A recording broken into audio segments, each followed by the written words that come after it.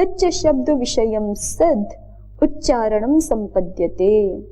अब यहाँ पर भी देखिए ग्रहणम का अर्थ उपादानम तो ग्रह उपादाने धातु के अनुसार ही हो रहा है, लेकिन पद मंजरीकार इस उपादान अर्थ से ही उच्चारण अर्थ पर पहुंच रहे हैं।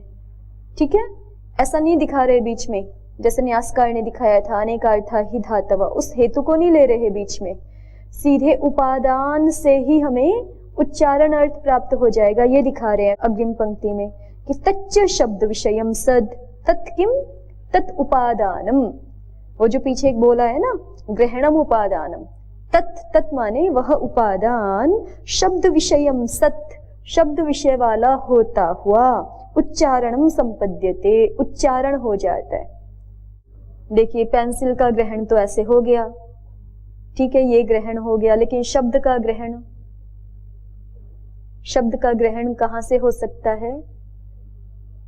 तो शब्द का ग्रहण तो वैसे देखा जाए तो श्रोत्रेंद्रिय से हो सकता है, साधन रूप में देखें तो, ठीक है, लेकिन शब्द का ग्रहण किया गया ऐसा बोला जा रहा है और आचार्य के द्वारा शब्द का ग्रहण किया गया, यहां सुना गया ऐसा अर्थ तो है नहीं। देखिए पंक्ति पर फिर से पहुंचे, तस्य ग्रहणम भवति एकेन उरण्रपरः इति अकारेण। आचार्य ने उस नकार को एक अकार के साथ ग्रहण किया, उपादान किया, अर्थात क्या किया?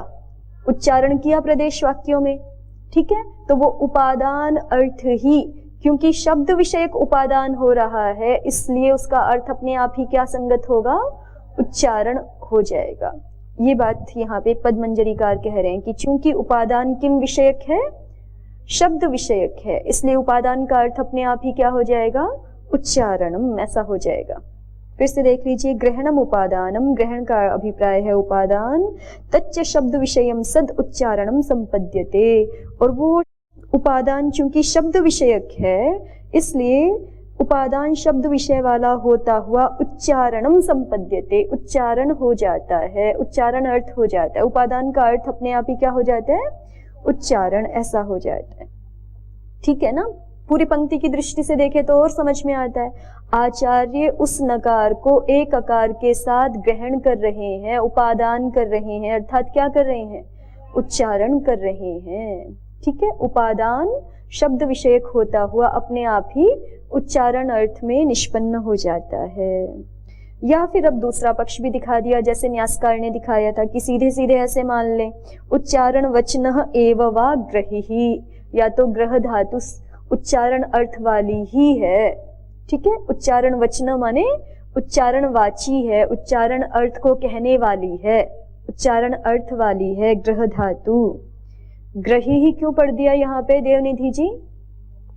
उच्चारण वचन एव वा ग्रही, ऐसे कैसे पढ़ दिया? धातु तो ग्रह उपादान है ना, ग्रही रूप बना के क्यों पढ़ दिया?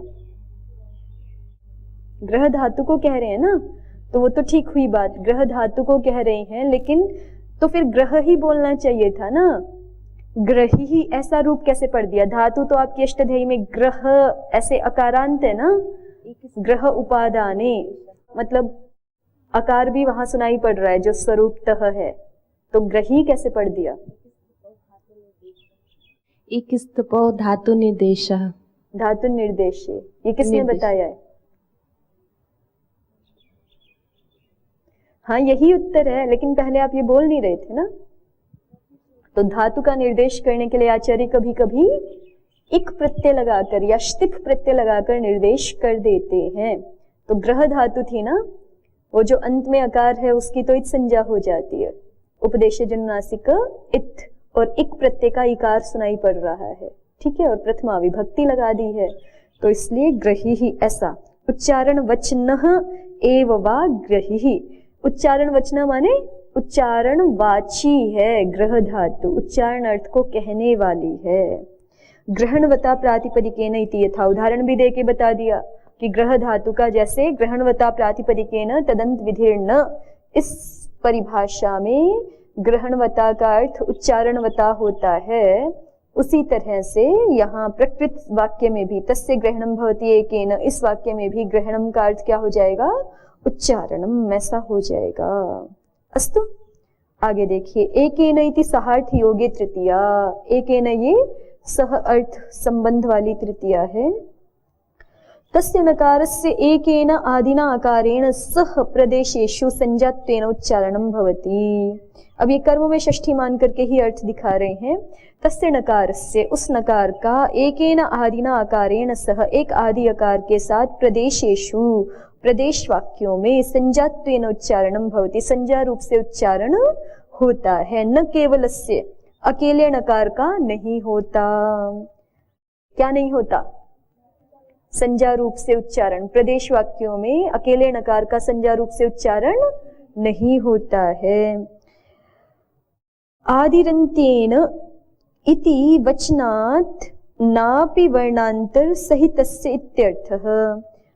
क्यों नहीं होता अकेले का? तो उसका हेतु दे रहे हैं। आदि ही अन्त्येन इति वचनात्, क्योंकि संज्ञा करने वाला, संज्ञा बनाने वाला सूत्र कौन सा है? आदिरन्त्येन सहेता, और वहां पे दोनों बातें कही है, आदि ही और अन्त्येन, दोनों कहा है ना। तो आदि ही अन्त्येन, दोनों के सामर्थ्य से अकेला अंत्यवर्ण संज्ञा रूप नहीं होता है। आदि और अंत्य मिल करके संज्ञा रूप होते हैं। बल्कि उस सूत्र के अनुसार ठीक ठीक अर्थ देखें तो आदि वर्ण अंत्य के साथ मिलकर संज्ञा रूप होता है। ठीक है। नापि वर्णांतर सहितस्य, और ना ही वर्णांतर सहित का प्रदेश वाक्यों में संज्ञा के रूप में उच्चारण है। बात स्पष्ट हो गई? न्यास से जो बात हम देख चुके हैं वही है। ठीक है ना।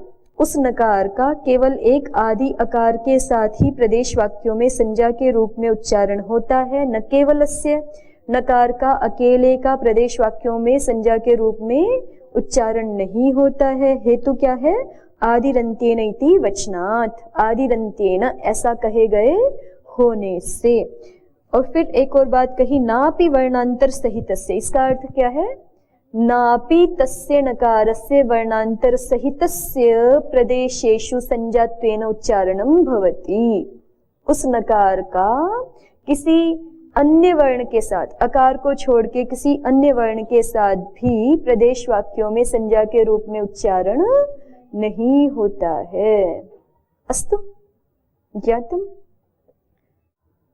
अथवा अब दूसरा व्याख्यान करते हैं। तस्येति कर्तरि षष्ठी, या फिर तस्य ये कर्ता अर्थ में षष्ठी है। ग्रहणम उपादानमेव, और ग्रहण का अर्थ क्या है?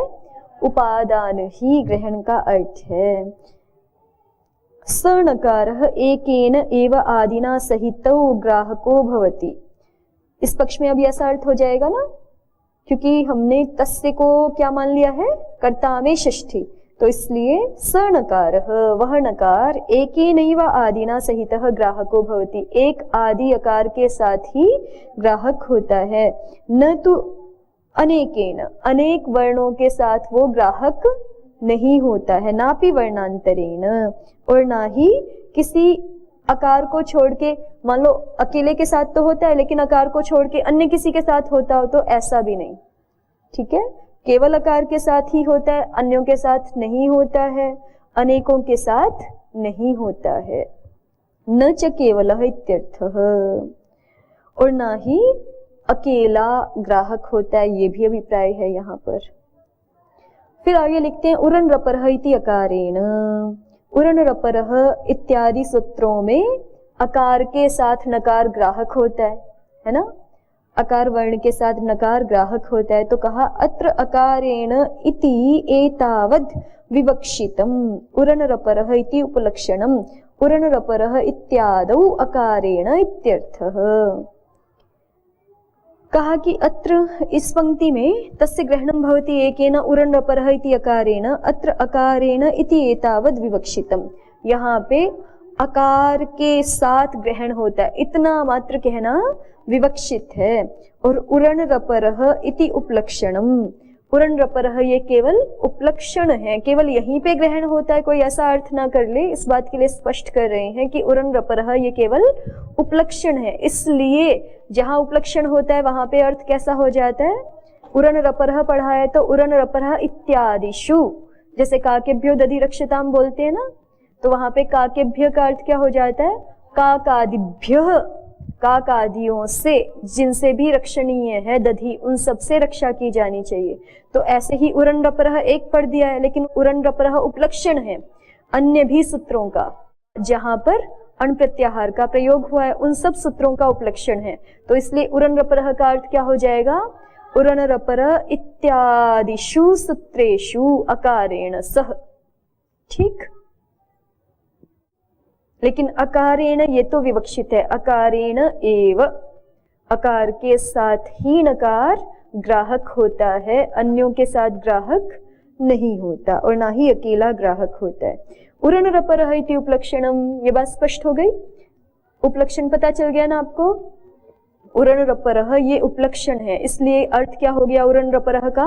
उरन रपरः इत्यादौ, इत्यादिषु बोल दीजिए या इत्यादौ बोल दीजिए, वो तो जाति में एक वचन भी कर सकते हैं, कोई बात नहीं है, ठीक है।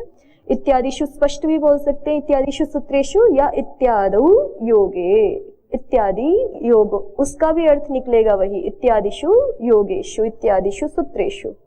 ठीक, चलिए, उरन रपरः इत्यादौ अकारेण इत्यर्थः, अतएव अकारेण इति उक्तम्, इसीलिए अकारेण ऐसा कहा है, अकारेण ये विवक्षित है इसलिए अकारेण ऐसा बोला। उरन रपरः इत्यस्य तु विवक्षितत्वे तन्न वक्तव्यम, अगर उरन रपरः यही केवल विवक्षित होता, स्वरूपतः केवल यही एक ही सूत्र विवक्षित होता कहना यहाँ पे, तो कह रहे हैं कि फिर अकारेण ऐसा बोलने की आवश्यकता नहीं थी, स्पष्ट ही था ना, तस्य ग्रहणम भवति एकेन उरन रपरः इत्यनेन, तो अपने आप ही पता चल जाता कि अकार के साथ और केवल एक उरन रपरः होता। लेकिन आगे बोला है उरन रपरः इति अकारेण, तो हमें पता चलता है कि ये अकार विवक्षित है, अकार के साथ नकार ग्राहक होता है, ये अर्थ कहना विवक्षित है, मुख्य रूप से प्रधान रूप से उरन रपरः में ही होता है, ये नहीं मुख्य रूप से कहना विवक्षित, ये तो केवल उदाहरण के रूप में प्रस्तुत किया गया है। और भी कोई तो सूत्र ग्रहण कर सकते थे ना, यहाँ पे ढ्रलोपे भी बोल सकते थे, ठीक है, या और कहीं जहां भी अण का प्रयोग हुआ है वो भी बोल सकते थे, ठीक है। तो उरन रपरः विवक्षित नहीं है, क्या विवक्षित है? इत्यकारेण, ये कहना विवक्षित है मुख्य रूप से। इतनी बात स्पष्ट हो गई? आगे देखिए, अब वही बात आ रही है कि इन प्रत्याहार क्यों नहीं माने या उन प्रत्याहार क्यों नहीं माने, उसके लिए प्रश्न कर रहा है जिज्ञासु। अथ इणः सिद्धम इत्यादौ इकारेण ग्रहणम कस्मान्न भवति, इणः सिद्धम इत्यादि प्रयोगों में इकार के साथ ग्रहण क्यों नहीं होता? किसका? नकार का, ठीक है। इकारेण सह अंत्यस्य इत संजकस्य नकारस्य ग्रहणम कस्मान्न भवति, माने ये इणः सिद्धम आदि में इण प्रत्याहार है, ऐसा क्यों नहीं मान ले हम? तो उसका उत्तर दे दिया, अचिष्णु धातु भ्वाम योर यंगुवंगौ इत्यत्र इकार उकारयोः द्वयोः स्वरूपेण निर्देशात्, क्योंकि आचार्य अचिष्णु सूत्र में योः ऐसा निर्देश कर रहे हैं, इकार उकार का स्वरूपतः निर्देश कर रहे हैं, ठीक है। इकार उकार को प्रत्याहार के माध्यम से निर्दिष्ट नहीं कर रहे, इकार उकार का साक्षात उच्चारण करके द्वंद्व समास के माध्यम से निर्देश कर रहे हैं। अन्यथा ही इणः इति ब्रूयात्, अगर प्रत्याहार होता आचार्य के पास, माने आचार्य अगर प्रत्याहार का प्रयोग कर रहे होते तो योः की जगह इणः इति ब्रूयात्, इणः ऐसा ही कहते सूत्र में। ठीक हो गया, इणः सिद्धम वाली बात पूरी हो गई कि इणः सिद्धम में इणः को प्रत्याहार क्यों नहीं मानेंगे। आगे कहते हैं कि न च पूर्वेण परेण वेति संदेहः पूर्वेण इति व्याख्यानात्। अब कोई कहे कि ये अण प्रत्याहार बना दिया आपने और कह रहे हो कि अकार के साथ नकार का ग्रहण होता है, तो यहाँ तो हमें संदेह हो सकता है ना। नहीं, इण के बारे में ही कह रहे हैं अभी, अन्यथा ही इणः इति ब्रूयात्, ठीक। अब कह रहे हैं कि न च पूर्वेण परेण वेति संदेहः। अब इस इण के बारे में हमें ये भी संदेह नहीं है कि आचार्य इण दो प्रकार से बन सकता है ना, जैसे अण दो प्रकार से बन सकता है, पूर्व वाले नकार से भी और लण के नकार से भी। अयुण के नकार से भी अण बन सकता है और लण के नकार से भी अण बन सकता है, ऐसे इण भी तो दो तरह से बन सकता है ना, अयुण वाले नकार से भी और लण वाले नकार से भी। तो कहते हैं न च पूर्वेण परेण वेति संदेहः, ये इण प्रत्याहार पूर्व नकार के साथ है या बाद वाले नकार के साथ है, ये भी संदेह नहीं है। क्यों? पूर्वेण इति व्याख्यानात्, पूर्वेण ऐसा व्याख्यान होने से, ठीक है, पूर्वेण ये व्याख्यान कर लेंगे हम। योः इत्यपि हि निर्देशे किम ह्रस्वयोर ग्रहणम उत दीर्घयोः, और ये पंक्ति तो अण के संदर्भ में भी ऐसे ही लगेगी। अब ये बीच में जो है थोड़ी अप्रासंगिक बात हो गई है, क्योंकि इण की चर्चा चल रही थी और ये पंक्ति बीच में कह दी, या तो इसको हम अण की जहां चर्चा चल रही थी इसके ठीक जस्ट बाद कहते, इण की बात शुरू होने से पहले। जैसे यहां तक जो बातें कही गई है ना, पुरनुरपर इत्यस्य तु विवक्षितत्वे तन्न वक्तव्यम, इसके बाद यदि ये पंक्ति रखते कि न च पूर्वेण परेण वेति संदेहः। अब कोई कहे कि अण के बारे में हमें संदेह होता है कि ये अण पूर्व नकार से है कि पर नकार से है, तो कहते हैं कि नहीं, संदेह का निराकरण हो जाएगा। व्याख्यान तो विशेष प्रतिपत्तिर नहीं संदेहाद लक्षणम, उस परिभाषा के सारे उदाहरण इसी संदर्भ में है ना, कि ये नकार कहाँ किन सूत्रों में अण पूर्व वाले नकार से है, किन सूत्रों में अण पर वाले नकार से है। ऐसी हर सूत्र पे चर्चा करके उसका संदेह निवारण कर लेते हैं, तो वहां पे निश्चय हो जाता है कि केवल अनुदित सवर्णस्य सूत्र को छोड़ करके पूरी अष्टाध्यायी में जहां जहां भी अण प्रत्याहार है वो पूर्व नकार से है, बाद वाले नकार से केवल एक स्थान पर है, अनुदित सवर्णस्य। तो पूर्वेण इति व्याख्यानात् उरनुरपरः का भी जो अण है वो कौन से नकार से है, पूर्व नकार से है, ये व्याख्यान से पता चल जाएगा। फिर बात आ गई इणः सिद्धम की, कि इणः सिद्धम में इन प्रत्याहार क्यों नहीं है, तो उसका बता दिया कि अगर इन प्रत्याहार होता तो आचार्य अचिष्णु धातु भ्रुवाम सूत्र में भी योह के स्थान पे इणः शब्द का प्रयोग करते, जो नहीं किया। उससे हमें पता चलता है कि आचार्य इन प्रत्याहार का प्रयोग शास्त्र में नहीं कर रहे हैं। योह इत्यपि ही निर्देशे किम ह्रस्वयोर ग्रहणम उत दीर्घयोः, योह ऐसा निर्देश होने पर भी, अब कहते हैं कि योह निर्देश तो कर दिया, ठीक है, लेकिन फिर भी संदेह है। क्या संदेह है? ह्रस्वयोर ग्रहणम उत दीर्घयोः, ह्रस्व का ग्रहण है या दीर्घ का ग्रहण है। योह इत्यपि ही निर्देशे किम ह्रस्वयोर ग्रहणम उत दीर्घयोः, योह ये निर्देश कर देने पर भी संदेह है कि यहाँ आचार्य को ह्रस्व इकार उकार का ग्रहण चाहिए कि दीर्घ ईकार उकार का ग्रहण चाहिए। अथ यकार वकारयोर इति संदेहाद व्याख्यानत एव निर्णयः, या फिर तीसरा पक्ष भी हो सकता है कि योह निर्देश किया है तो कि यकार वकार तो नहीं कहना चाहते सीधे,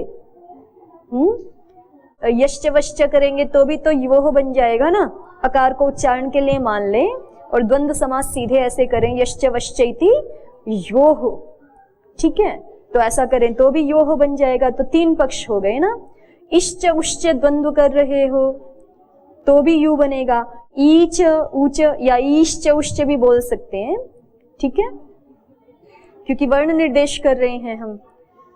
तो तीन पक्ष हो गए, इश्च उश्च करके भी इश्च उश्च इति यू तयोहो योहो ऐसा भी हो सकता है, ईश्च उश्च इति यू तयोहो योहो ऐसा भी हो सकता है, और यश्च वश्च इति यौ तयोहो योहो ऐसा भी हो सकता है। तो इनमें से कैसे हमें पता चलेगा आचार्य को क्या चाहिए अर्थ, ठीक है ना, ये संदेह है। योह इत्यपि ही निर्देशे किम ह्रस्वयोर ग्रहणम उत दीर्घयोः अथ यकार वकारयोर इति संदेहाद व्याख्यानत एव निर्णयः। कह रहे हैं कि देखो योह निर्देश करते हैं तो भी व्याख्यान से ही निर्णय करना पड़ता है ना, और अगर इण निर्देश करते, ठीक, अब बीच वाली पंक्ति को थोड़ा इस तरह से लगा सकते हैं। एक तो उसका समाधान ये था कि न च पूर्वेण परेण वेति संदेह पूर्वेण इति व्याख्यानात्, इसको हम पंक्ति को ऊपर ले जाएं उरनुरपरः के पास और उस संदर्भ में हो जाए कि ये व्याख्यान से हमें पता चल रहा है कि अण पूर्व वाला अण ही है, बाद वाला अण नहीं है, बाद वाले नकार से नहीं है। या इस पंक्ति को हमें इण के संदर्भ में ही लगाना है, जहां पे ये पंक्ति है वहीं लगाएं। तो इसको कैसे लगाएंगे देखिए एक बार फिर से। बात ये चल रही थी ना कि इणः सिद्धम इत्यादि में इण प्रत्याहार क्यों नहीं मान लेते, तो उसका उत्तर दिया था कि चूंकि आचार्य ने अचिष्णु धातु सूत्र में योह निर्देश किया है इसलिए नहीं मानेंगे, ठीक है। अगर आचार्य के पास इन प्रत्याहार का प्रयोग आचार्य कर रहे होते तो इणः ऐसा ही बोल देते। कहाँ पर?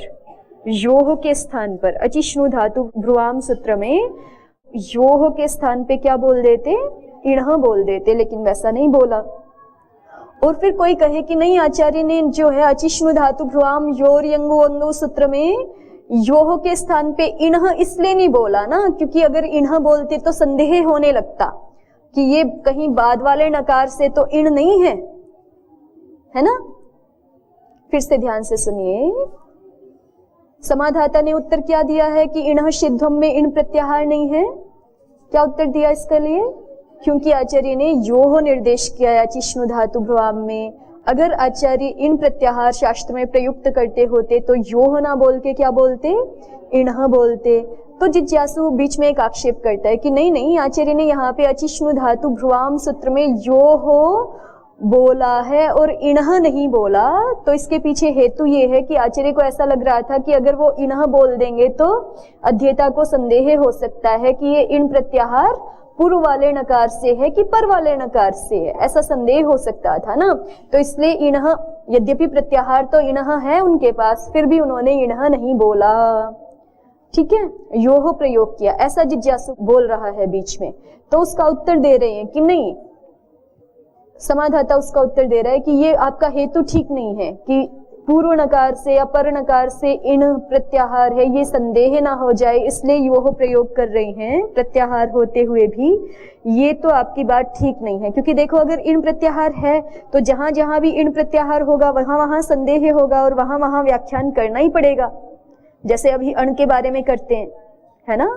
अण प्रत्याहार चूंकि दोनों से संभावित है, पूर्व नकार से भी और पर नकार से भी, इसलिए जिन जिन सूत्रों में भी अण का प्रयोग हुआ है वहां सब जगह हमें कोई ना कोई हेतु देकर, कोई ना कोई युक्ति देकर व्याख्यान करना पड़ता है कि ये अण प्रत्याहार पूर्व वाले नकार से है कि पर वाले नकार से है। ठीक है, और निश्चय हो जाता है व्याख्यान से। ऐसे ही अगर यहाँ पे अचिष्णु धातु में भी योह के स्थान पे आचार्य क्या कर देते? इणः का प्रयोग कर देते, तो वहां भी हम व्याख्यान कर लेते कि ये पूर्व नकार से है, पर वाले नकार से नहीं है। तो आप ये जो बात कह रहे हो कि संदेह ना हो जाए पूर्व नकार से है कि पर नकार से, इसको हटाने के लिए आचार्य ने योह निर्देश कर दिया इन प्रत्याहार के होते हुए भी। ये बात आपकी कहना तर्क संगत नहीं है। ठीक है, इस तरह से इनके संदर्भ में लगा सकते हैं इस पंक्ति को। न च पूर्वेण परेण वेति संदेह, तो जहां है पंक्ति वहीं पे लग जाएगी। न च पूर्वेण परेण वेति संदेह, पूर्व नकार से या पर नकार से है ऐसा संदेह हो जाएगा, ऐसा भी आपको कहना ठीक नहीं। समाधाता कहता है पूर्वेण इति व्याख्यानात्, क्योंकि हम व्याख्यान से निर्णय कर लेंगे कि पूर्व नकार से ही है। तो ऐसा होते हुए इसका मतलब क्या हो गया कि अगर आचार्य के पास इतनी बात कहते हुए हम कहाँ तक पहुंचे? इस समाधाता कह रहा है कि अगर आचार्य के पास इण प्रत्याहार होता तो इणः का प्रयोग करते। ऐसा नहीं है कि इस संदेह के कारण नहीं करते कि अध्येता को संदेह ना हो जाए पूर्व नकार से है कि पर नकार से। ये संदेह इण प्रत्याहार का प्रयोग न करने में कारण नहीं है, क्योंकि इस संदेह का तो निवारण व्याख्यान से हो सकता था। ठीक है, लेकिन ऐसी संभावना होते हुए भी आचार्य ने इन प्रत्याहार का प्रयोग नहीं किया, योह का ही प्रयोग किया। उससे हमें पता चलता है कि आचार्य अपने शास्त्र में इन प्रत्याहार का प्रयोग नहीं कर रहे हैं। ठीक, अब अग्रिम बात फिर कहा कि समाधाता ही कह रहा है कि देखो आप कह रहे हो कि इन का प्रयोग करने में संदेह होता, तो योह का प्रयोग करने में भी तो संदेह हो ही रहा है ना। ह्रस्व इकार उकार का द्वंद्व करके निर्देश किया है, कि दीर्घ ईकार उकार का द्वंद्व करके निर्देश किया है, कि यकार वकार वर्णों का ही द्वंद्व करके निर्देश किया। ये संदेह हो रहा है वहां पर भी हम क्या करते हैं? व्याख्यान से ही निर्णय करते हैं। तो ऐसे ही प्रत्याहार अगर है आचार्य के पास, प्रयोग कर रहे हैं आचार्य प्रत्याहार, तो उसमें भी अगर थोड़ा बहुत हमें कोई संदेह होता तो वहां पे भी हम व्याख्यान से निर्णय कर सकते थे। ठीक है, तो दोनों पक्ष बराबर हो गए, दोनों में संदेह हो रहा है और उनका व्याख्यान से निर्णय अपेक्षित है। फिर भी आचार्य ने इणः का प्रयोग ना करके योह का प्रयोग किया। इसका मतलब आचार्य अपने शास्त्र में इन प्रत्याहार का प्रयोग नहीं मान रहे हैं। अस्तु, ये इस पंक्ति का व्याख्यान पूरा हो गया। अब अग्रिम पंक्ति अग्रिम कक्षा में देखेंगे। ओम शांति शांति शांति। ओम श्री परमात्मने नमः। ओम श्री गुरुभ्यो नमः। ओम सर्वेभ्यो नमः। ओम।